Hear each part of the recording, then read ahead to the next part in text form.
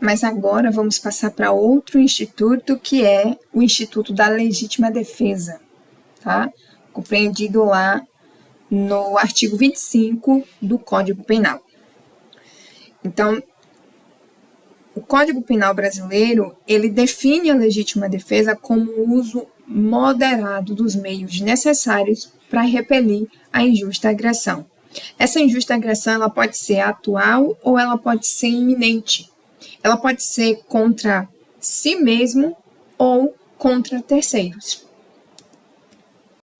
Mas, para que a ação do agente seja contemplada nesse instituto, a agressão precisa ser injusta, ou seja, ela não pode ser provocada, né, e nem contrária ao direito, sendo o atual ou iminente, nesse caso não basta a ameaça vaga, né, ou uma ameaça passada, tem que ser atual e tem que ser iminente. E com relação ao uso moderado dos meios necessários, você tem a questão da proporcionalidade entre a defesa e o ataque, né? A exemplo daqueles agentes que, para evitar o assalto, fuzila o assaltante, né? O suposto assaltante, vamos dizer assim. Então, ele dá 20 tiros. Não.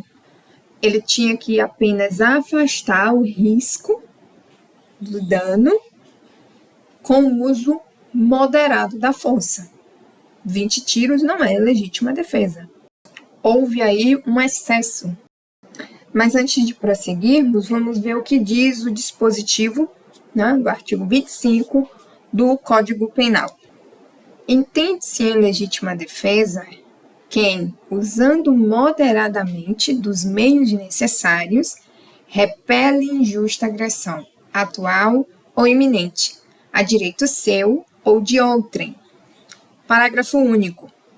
Observados os requisitos previstos no caput desse artigo, considera-se também em legítima defesa o agente de segurança pública que repele a agressão ou risco de agressão à vítima mantida refém durante a prática de crimes. Vejam, a Guarda Municipal, ela tem atribuições de proteção de bens, de serviço e de instalações do município, né?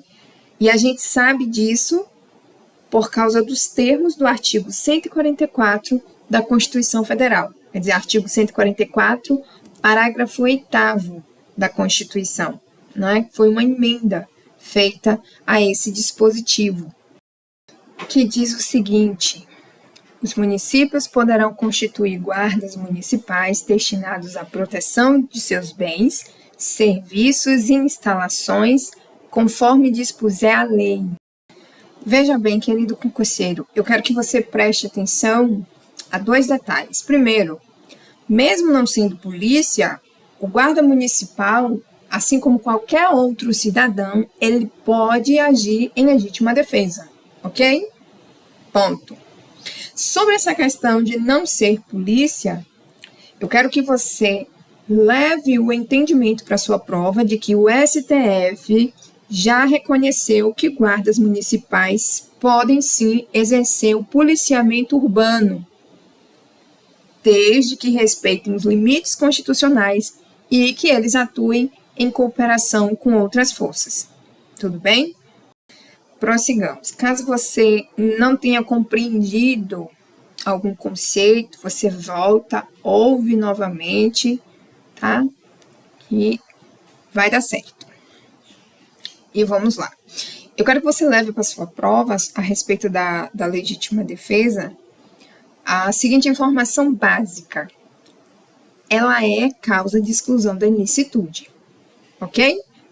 Então, quem age em legítima defesa não comete crime. Leve essa informação para a sua prova. Por que não comete crime? Porque a conduta é considerada juridicamente permitida. Mas para que o agente seja contemplado com esse instituto, é necessário que o magistrado, ou seja, o juiz, identifique alguns requisitos, tá? Eu quero que você grave quais são os requisitos. É necessário que haja injusta agressão, então o ataque ele não pode ser legítimo e nem autorizado por lei. Já sabemos que o perigo deve ser atual e deve ser iminente, então está prestes a acontecer ou está acontecendo. Um outro requisito são os meios necessários e moderados. Então, a reação do agente ela deve ser proporcional, ela não pode ter excessos. Isso quer dizer que afastar do perigo, né, a injusta agressão, o uso da força tem que cessar. Porque se o guarda municipal, no exercício da sua função, ou mesmo um cidadão qualquer, continua aplicando a força, mesmo depois de afastada a injusta agressão, aí ele entra no rol dos excessos e não pode ser contemplado pelo instituto que nós estamos estudando, tá bom? Prosseguindo, o outro requisito diz respeito à proteção de terceiros. Ou seja, o instituto ele não se limita a defender apenas a si mesmo. É possível você agir em defesa de outra pessoa. E você, na condição de um guarda municipal, no exercício da sua função, se a agressão acontece durante uma ocorrência que está sobre a sua responsabilidade, você tem legitimidade para repelir a ameaça, né? Tanto para proteger a si próprio, quanto aos civis presentes, que seriam os terceiros, né? Como também o patrimônio público que está sob a sua guarda, ok? Vamos lembrar que eu, enquanto agente pública, na condição de uma guarda municipal, né, eu devo sempre respeitar os princípios da legalidade, da proporcionalidade e da necessidade, em especial quando nós falamos de legítima defesa, porque nesse caso, o uso da força ele só é justificado se não houver outro meio menos lesivo para conter a injusta agressão. Tranquilo? Então, no caso da legítima defesa, você, enquanto guarda municipal, não responde criminalmente, porque trata-se de uma excludente de ilicitude, desde que comprovados os requisitos legais que nós abordamos.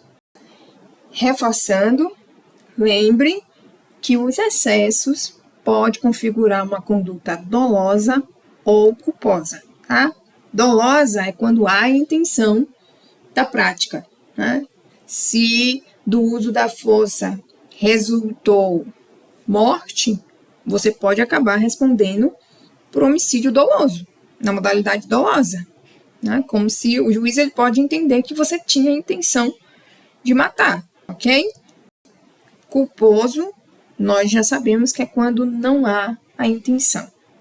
E para encerrar esse instituto, eu quero que você passe para o próximo, consciente de que o guarda municipal brasileiro pode praticar a legítima defesa, certo? Em uma ocorrência sobre sua responsabilidade, desde que haja injusta agressão, desde que ela seja atual ou iminente e que os meios utilizados sejam moderados e proporcionais. Tudo bem? Agora eu quero que você preste atenção acerca da possibilidade de você confundir os dois institutos que nós estudamos, tá? Lembre que na legítima defesa há agressão humana injusta, ok? Já no estado de necessidade, o perigo ele pode vir de situações naturais ou não humanas, tudo bem? Volte a uma imagem que nós analisamos no início desse resumo, em que o guarda ele está diante de um agressor, né? E para salvar a vítima ele vai ter que arrombar a porta. Nesse caso, você tem a aplicação conjunta dos dois institutos. Observe que quando ele arromba a porta, há aí um estado de necessidade, né? Ele gera um dano patrimonial para a própria vítima, mas ele gerou esse dano em decorrência do estado de necessidade. E quando ele aplica a força para salvar a vítima, ele então está se valendo da legítima defesa em favor de terceiros, ok?